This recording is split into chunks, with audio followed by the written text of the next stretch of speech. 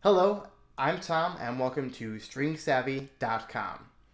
Now, I get a lot of questions and comments on the site, and every now and then I come across a question that's something I've come across before in teaching, but maybe forgot about when it came time to put together a video for the lesson videos.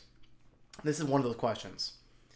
Nicola wrote, "Dear Tom, it has always been a childhood dream of mine to learn to play the violin, and I have been practicing by myself for at least 2 hours a day for 2 weeks so far. I was having trouble with bowing and then found your site. You have helped me so much and make me even more determined. But I have one huge problem which my books don't seem to answer or seem to contradict themselves. When you play, for instance, G on the D string, do you have to keep all 3 fingers down or just put down the 3rd finger? And when you move from B on the A string to G on the D string, do you have to quickly put all 3 fingers down or just reach over to play G? Many thanks for your wonderful lessons, Nicola in the UK." Well, hello, Nicola. While it's not totally necessary to keep all your fingers down to produce a pitch, you should get in the habit of or practice of keeping fingers down. Then let me show you what I'm talking about. If I play 3rd finger G on the D string, the string is vibrating from 2 points, from my finger here to the bridge. Now, if I were to do anything back here differently, like say lift these fingers up,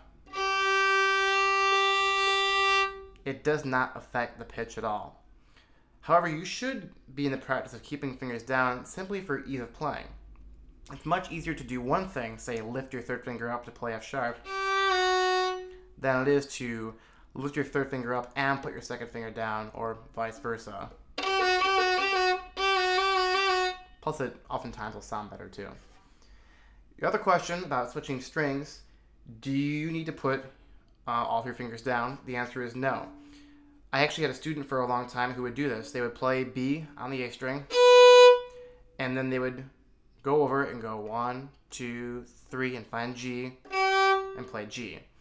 The problem with this is you create a huge gap in the music. You're missing beats to find your notes.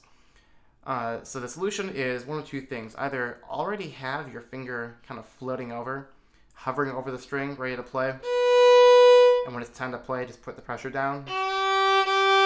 Or if you've been practicing your alternating fingers exercise and you're good at putting a finger down without muting another string, have your G 3rd finger ready to go, and just play right over. So the short answer is yes, you should try and keep your fingers down as much as possible.